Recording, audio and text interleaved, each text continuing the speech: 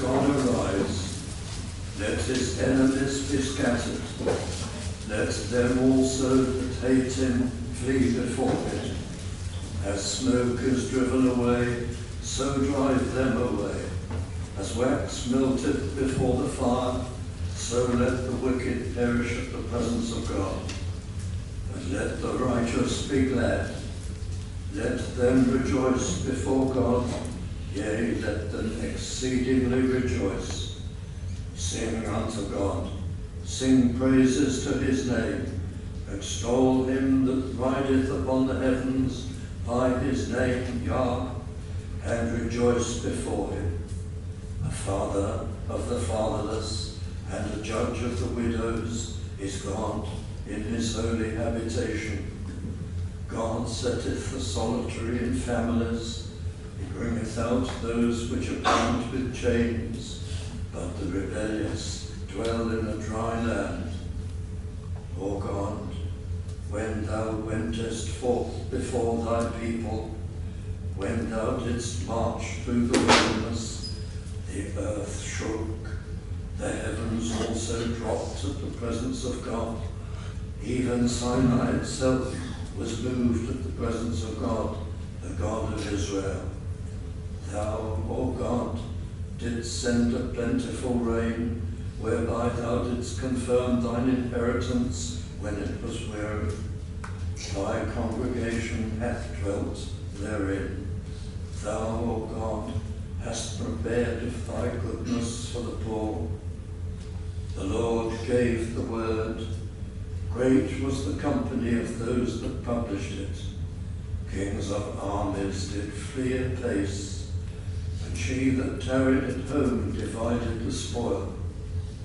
Though ye have lion or lain among the pots, yet shall ye be as the wings of a dove covered with silver, and her feathers with yellow gold. When the Almighty scattered kings in it, it was white as snow in Zion. The hill of God is as the hill of Bashan, and high hill as the hill of Bashan. Why leap ye high hills? This is the hill which God desireth to dwell in. Yea, the Lord will dwell in it forever. The chariots of God are 20,000, even thousands of angels. The Lord is among them, as in Sinai, in the holy place. Thou hast ascended on high. Thou hast led captivity captive. Thou hast received gifts for men, yea, for the rebellious also, that the Lord God might dwell among them. Blessed be the Lord, who daily loadeth us with benefits, even the God of our salvation. He that is our God is the God of salvation, and unto God the Lord belong the issues from death. May God add his blessing to the reading of his word. Let's sing together the hymn Songs, and this one, the victorious march of God. That's its theme. That's what it's about. It is a unique psalm. It's very unusual. It takes as an illustration, mainly, historic events in olden times, to demonstrate how God marched and how God brought his people into a land, and yet the whole idea of the psalm is to illustrate the spiritual warfare.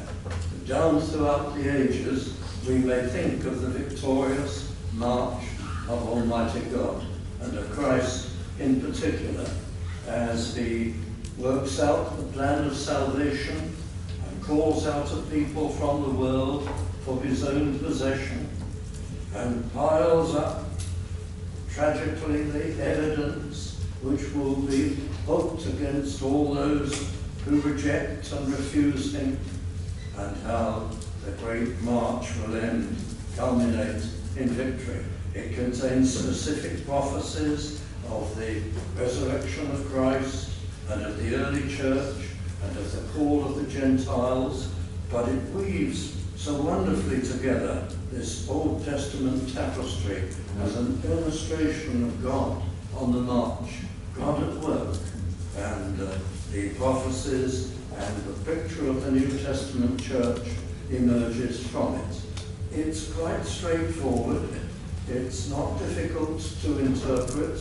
There has never been among true Bible-believing expositors a great deal of difference between them in its interpretation. There is. Some people say this verse and that verse reflects a different episode of history and so on. But they are all reflecting, though not terribly specifically sometimes, historic events, how God marched his people, the head of his people, to Canaan, to the promised land, and all that is analogous to the work of God throughout all ages in the New Testament. So let's look at it together. The general picture is of a conqueror, a great conqueror overpowering his enemies and then entering the chief city or his chosen city of his enemies to make it the seat of his own reign and rule in that land or in that region. And that's the underlying picture, all depicting the spiritual warfare. It's a psalm of encouragement. Here are we in this gospel age, the Christian age, and we see so many setbacks, particularly in these surely last days, day of mountain apostasy in the Western world and throughout the world. And we see so many disappointing things. But here is the real view. You take a step back and you see God is moving inexorably towards the end point of his calling out the redeemed people from the world and bringing all things to conclusion. The day of judgment and the day of wonder and victory for the redeemed people of God. So that is the purpose of it. It is for encouragement. I'm going to attempt to sweep through the entire psalm with a bird's eye view. So if we shall succeed remains to be seen. But I hope you do have an overview that will bring you to light and use it perhaps more than you may have done. So first verse, let God arise, let his enemies be scattered, let them also that hate him flee before him.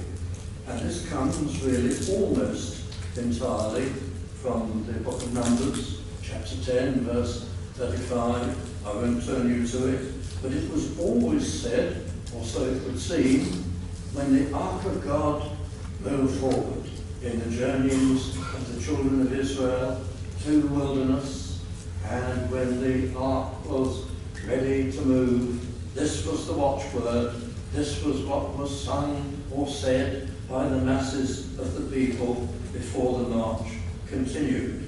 Let God arise, let his enemies be scattered, let them also that hate him flee before him. The way in which it's expressed here is slightly different, but much the same.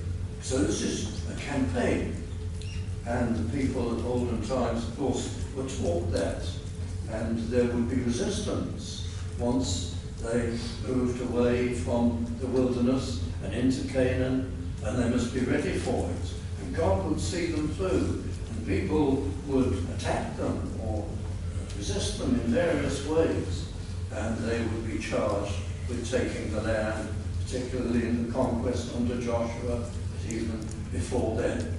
And so this awareness of a campaign was given to them, and the march was unstoppable, and God would give them victory while they trusted him. And you see here a picture of the two camps. You remember back in the book of Genesis, in chapter 3 and verse 15, just after the fall, and there is a great statement of God to our first parents, to Adam and Eve, that the seed of the woman and the seed of the serpent would be locked in battle.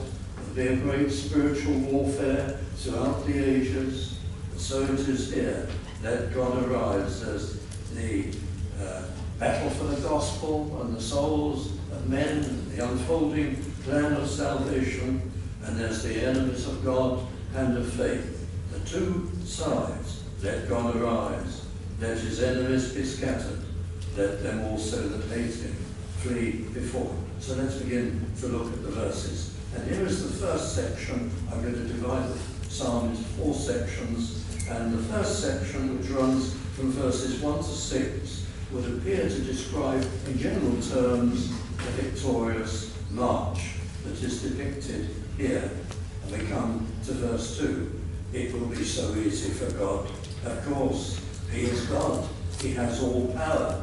As smoke is driven away by the wind, just dispersed easily, so easy is it for God to overpower his enemies, and in our age to overpower atheism, not in getting rid of it or obliterating it before the end of the world or before judgment, but blowing it away before his purposes. So if people are to be saved, if there is to be a work of wonderful grace and mercy in their hearts, God will sweep away the fog and mists of atheism, and the most determined unbelievers, their hearts will melt, and they'll come under conviction, and they'll be persuaded by the Spirit of God in his regenerating work that these things are true, that the gospel is true, that here is the only explanation for life, the only purpose of life, and that they're guilty before God, and he is most certainly there, and they are under him and accountable to him. And the smoke of confusion and unbelief is just blown away by the power of God. Sometimes in great numbers, in times of revival or reformation, in times when the Spirit brings about a great forward surge of conversion, building up of the churches. And you see, it's on a great scale. And that's what we pray for in our land before the end. A new awakening and a new revival. Verse 2, as smoke is driven away, so drive them away, the forces of darkness, the success of the propagators, opposition to God and the gospel, as wax melted before the fire, so let the wicked perish at the presence of God, and the power of their words and the grip they have on the masses of people. So there's an interaction, great divine interaction. And this is just a summary of the whole principle that we're being called to see God on the march, a great work of God. Verse 3, but let the righteous be glad, let them rejoice before God, yea, let them exceedingly rejoice, when we are aware constantly that in this spiritual warfare, God has a purpose and he will bring it to pass. And there will be ultimately no defeats for the gospel, and all elect will be gathered in by his great mercy. And every time we see a conversion, and every time we hear good news of evangelistic progress and wonderful things, we are people who should rejoice. We're to be a rejoicing people, holding on to this, that we are just so privileged and relieved to be in the great kingdom, which is advancing. Even at the Lord's Supper, it just crosses my mind. Sometimes in the Lord's Supper, people are very solemn. Perhaps we're too solemn. Yes, of course, it brings us to think of ourselves and our indebtedness to Christ, and the price he paid for us, and how wretched and undeserving we have been, and how little we thank him. And that has a saddening influence upon us. But it's also intended to cause us to rejoice, because he's a risen Saviour, and we're not him, and he calls us to fellowship with him. So there's a tremendous note of rejoicing and assurance also. We should not let the one exclude the other. And I think of that as I read these words, let the righteous be glad, let them rejoice before God. There are things that depress us, there are things that make us sad, but we shouldn't just allow ourselves to be enveloped in that sadness over long. We have to pull ourselves up and remember with gladness the things that God has done for us and all that he will do for us. And we're to try to be, as much as we're able, by the help of God, a rejoicing people. Let them exceedingly rejoice. Verse 4, sing unto God, sing praises to his name, extol him that rideth upon the heavens by his name, Yahweh, called particularly to remember in our praises, to remember God in this great campaign and to praise him for it and its inevitable outcome. And then verse 5, it belongs to this also, and verse 6. I do remember reading in a study Bible. Study Bibles can be quite helpful sometimes, but I suppose its brevity causes this. Sometimes they can be so hopeless. I mean that kind of kindly. Even the sounder ones will solemnly tell you that the father of the fatherless means that God is kind to the orphan. Well, we can see that for ourselves. We can see that is the obvious sense of the verse. We don't need a footnote comment to tell us that. It would have been more helpful if the study Bible had told us that this verse isn't really so much about God being a father to the fatherless in the context here. That is picked out to make an even larger point to us, the compassion and the kindness of God. So an example is selected in the culture of those days, and in those hard times, the fatherless really were alone and unguided and unhelped and likely to be deprived. But God had commanded his people in the law of Moses to look after the kindness. So here's a pointer to the character of God. If he takes such great pains in all the complexities of the ancient law to provide for the fatherless, you can see there an illustration of his great compassion all the time. So while he's in the heavens, don't think of him as remote, because he's in the heavens with his mind occupied with kindness and compassion towards his people. Don't you know, says David, a father of the fatherless and a judge of the widows, the solitary and the lonely, and the people who may be taken advantage of, is God in his holy habitation. It's not a place where he is remote from us, the place of his rule. It's the place where he considers all the needs of his people, their spiritual and their temporal needs. So it's all part of the exaltation to praise and respect the God who conducts this great victory march. Verse 6, he set it the solitary in families. You can see for yourself, that's a picture of the church. He saves people. They might be quite lonely in this world, but he sets them together in spiritual families, in churches. He bringeth out those which are bound with chains, spiritual prisoners, before conversion, bound by all kinds of sins and perversions of character. And he brings them out into those same families, presumably, and blesses them. But the rebellious dwell in a dry or desert land. They may be rich, they may be praised, they may be famous, they may be very successful in whatever they do. They may be celebrities of one kind or another. But as far as spiritual things and the blessing of God is concerned, they're in a desert land, spiritually unprovided for, unless converted. But then the theme changes. That's the general introduction. And the march through the wilderness and to the land of promise begins proper in verse 7. O God, when thou wentest forth before thy people, how did God go before his people? You can see for yourself. That's the fiery, cloudy pillar which led them. When thou wentest forth before thy people, when thou didst march through the wilderness, where at Sinai now look. Verse 8, the earth shook, the heavens also dropped at the presence of God. Even Sinai itself was moved at the presence of God, the God of Israel. So there's the law.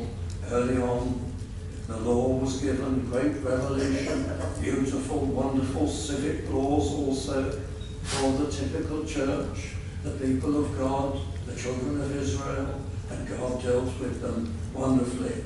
Vast majority didn't appreciate it, but nevertheless, God, and this is a picture of how we will always deal with his people, and in our times, the converted people of God. Verse 9, O God, thou, O God, didst send a plentiful rain.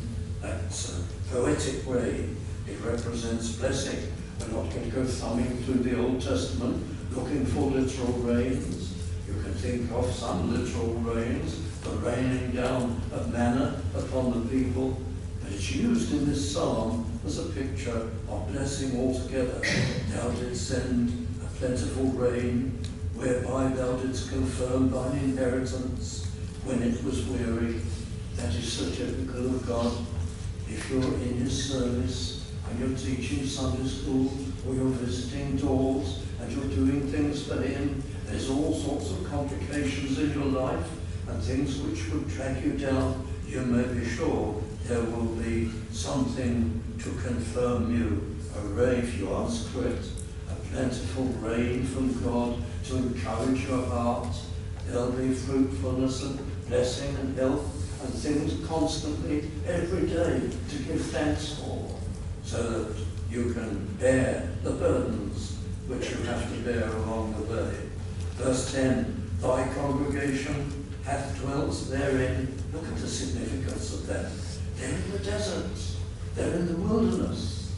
And the words say, so abundant was that plentiful rain of blessing and provision, that thy congregation, the people, the crowd, hath dwelt therein. That word dwelt. They could live there. You might visit that terrain and think to yourself, I couldn't live here. Nothing grows here. What does grow is insufficient to support any number of people or any settlements. That's why it's abandoned. That's why nobody does live here. But they lived there. They were very comfortable in a desert. They were provided for. They had food every day, miraculously provided, and rivers of water. Well, what did they do? For clothing and other things. Well, of course, they had all their flocks, all their herd, and their herds. Their provisions were so great, it supported a full agrarian people.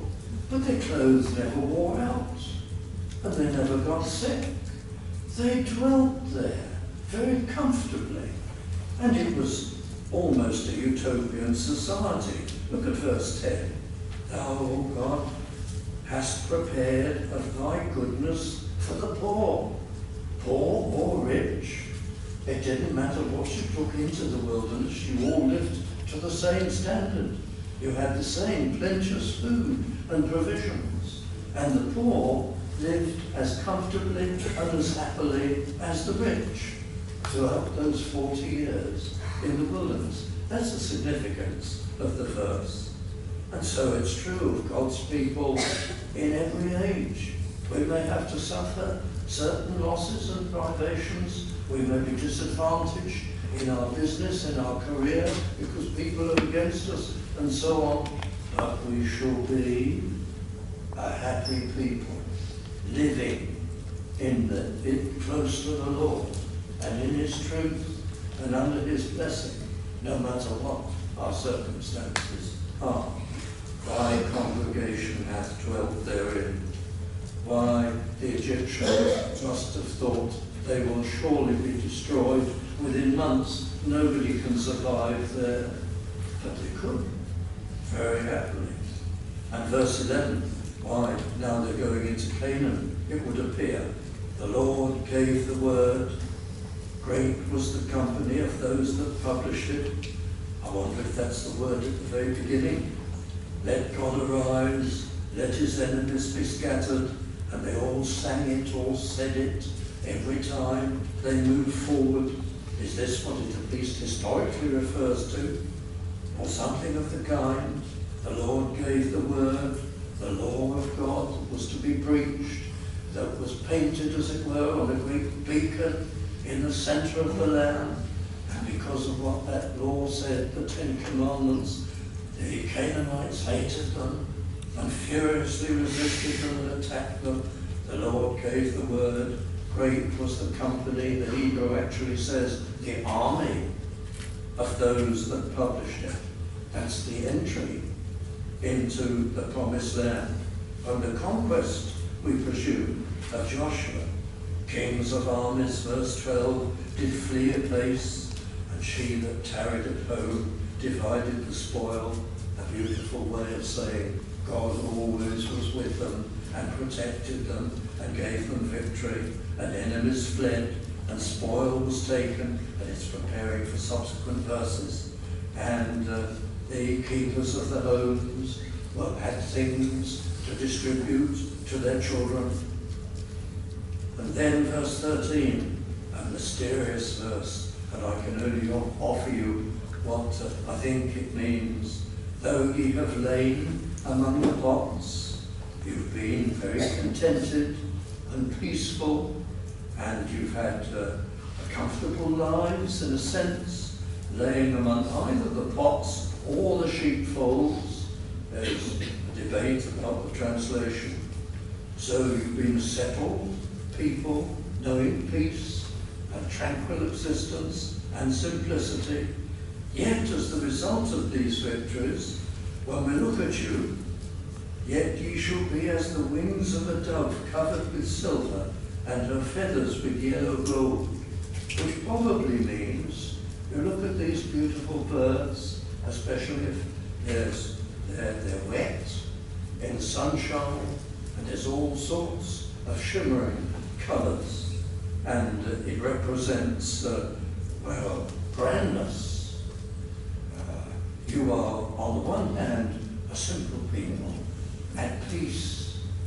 You're not like the worldlings who must have noise and fame and fortune and fighting for the sake of it. You're not like worldlings who must have decibels and so on, and fight among themselves, always struggling and striving. You are contented people because you've got peace in your hearts and you walk with the Lord. But you're certainly not a valueless and attained people.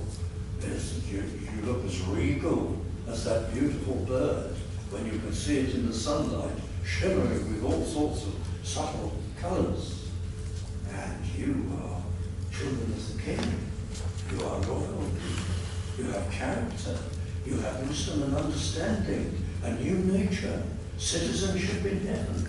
So we're like that. We can be described two opposite ways at once.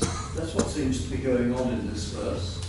You look at you one way, and you're a quiet person, a peaceful person, a controlled person very content with the Word of God, with lessons of the Spirit, and spiritual objectives.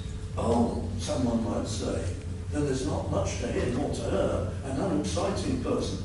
No, at the same time, you've got great depths, great understanding, and strength of character, and you've got the likenesses of members of the royal family of heaven upon you. That's, I think, the sense of the mysterious 13th verse. And then there's another mysterious verse, verse 14. When the Almighty scattered kings in it, it was white as snow in some of the various interpretations of that. But it would seem to be when the enemies of the Israelites, and in our case, the enemies of the gospel are scattered, well, there can be great victories, so that the hills, Salmon, and that word means black, dark, with forests and so on, are like they are when the snow falls, covered in white. Quite a difference and a transformation. And I suggest to you a fulfillment of that in society. Take Roman society. Now, in some ways, in ancient times, the culture of Rome had much to commend it. And we see today the remains of the beautiful buildings and the designs of the great cities. And there was a certain order and a certain government. But equally, there was still much violence, cruelty, shot right through the culture, polytheism, of course, utter confusion of understanding, terrible moral values, everything chaotic, the poor were desperately poor, and so on.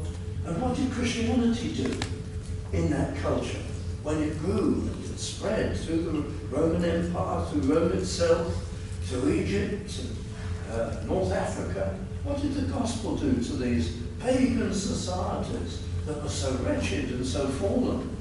Well, like the snow falling in the darkened forest, there was a transformation brought to the view, and there was order and law of a higher kind, and compassion came in, and values, and so it is throughout the world. Wherever you see, and unbelievers don't value it and don't appreciate it, wherever you see, as in this country, still remaining a tremendous concern for public compassion and law and order. Many things have been jettisoned, we know.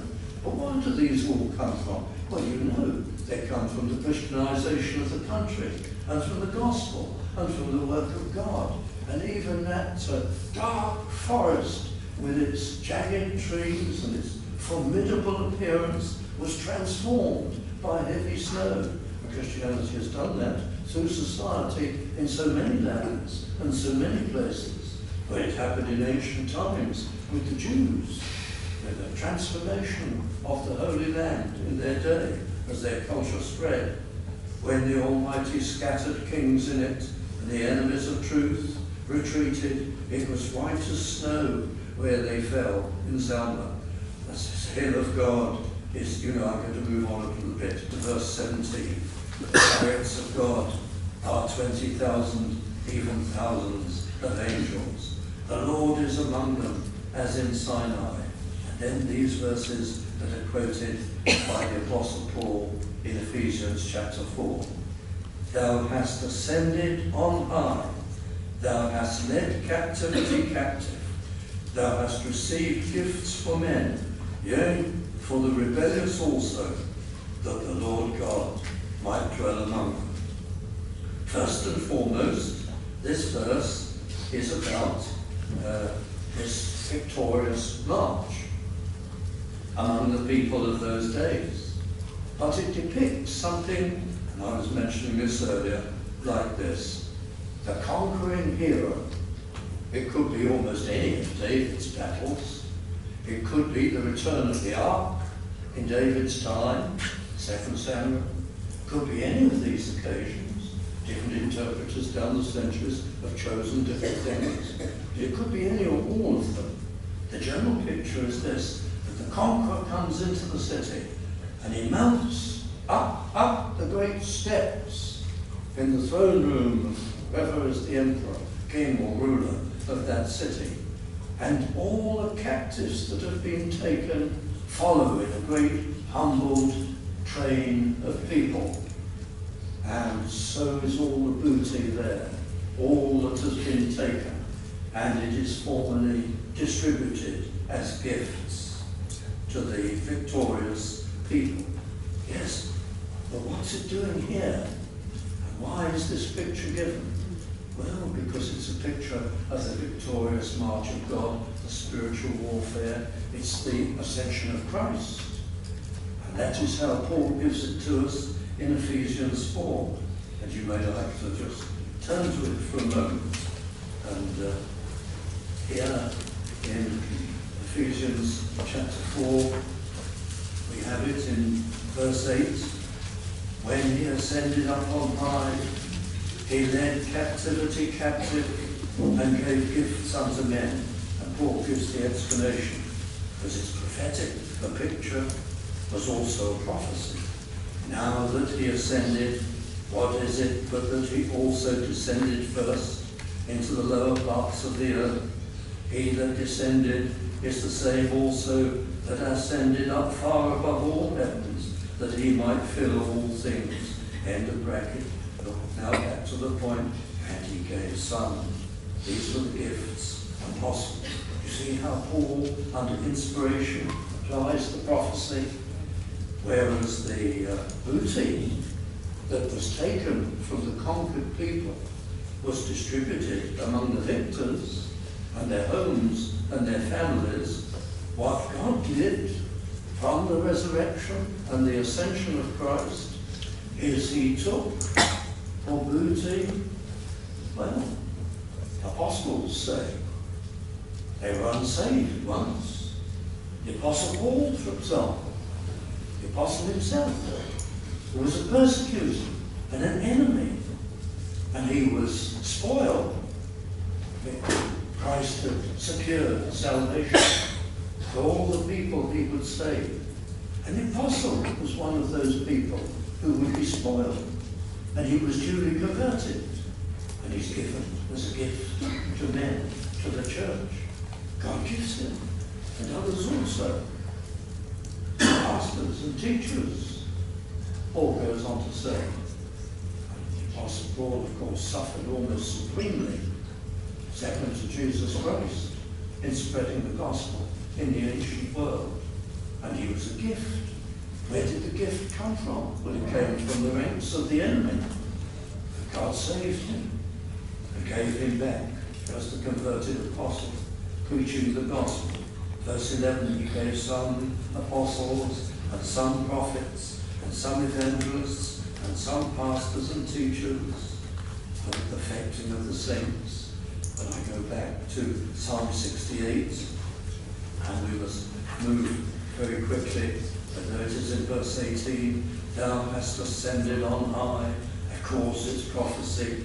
We shouldn't have needed the New Testament to tell us.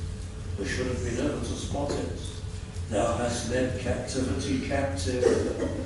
Yes, all the hosts of darkness. Colossians 2:9 tells us that even the demons of darkness were in that great train of the conquering hero, Christ, at Calvary's cross.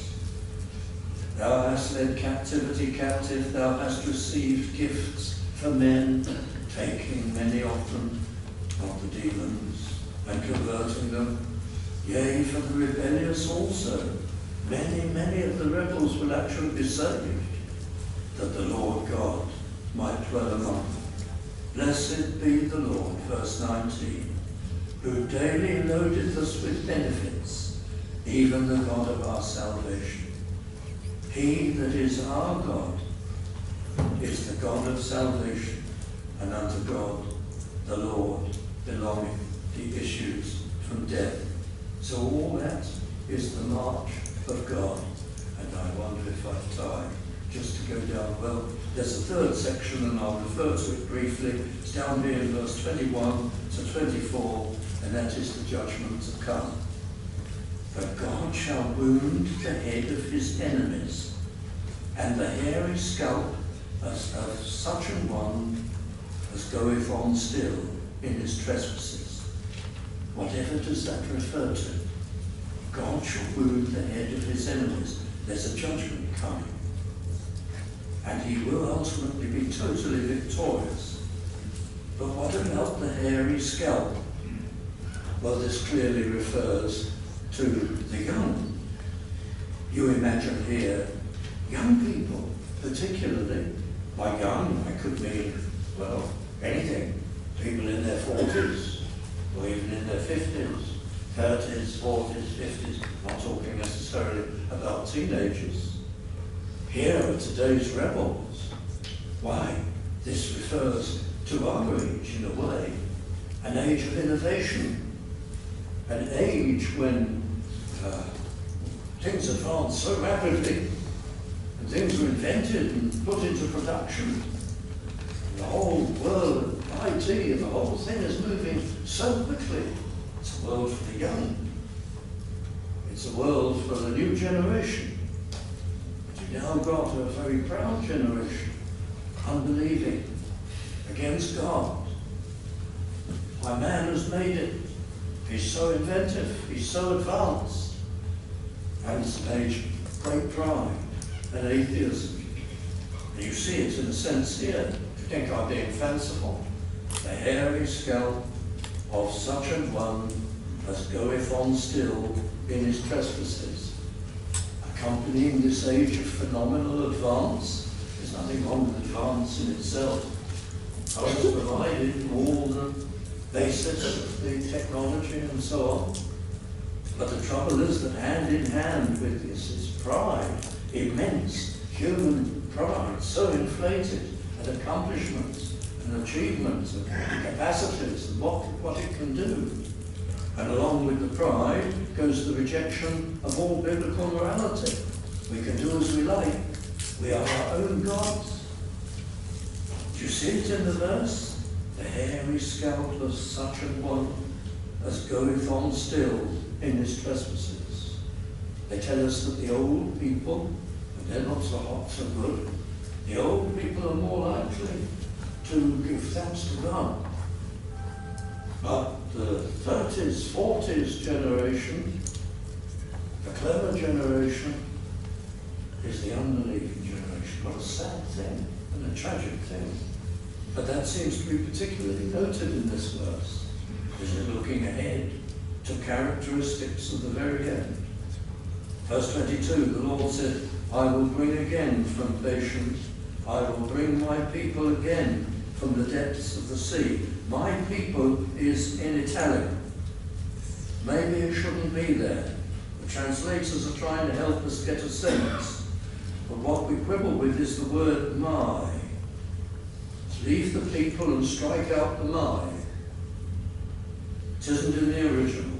The Lord said, I will bring again from Bethan, I will bring people again from the depths of the sea. It's connected with verse 21. It's a judgment verse. Must be, because so is verse 23.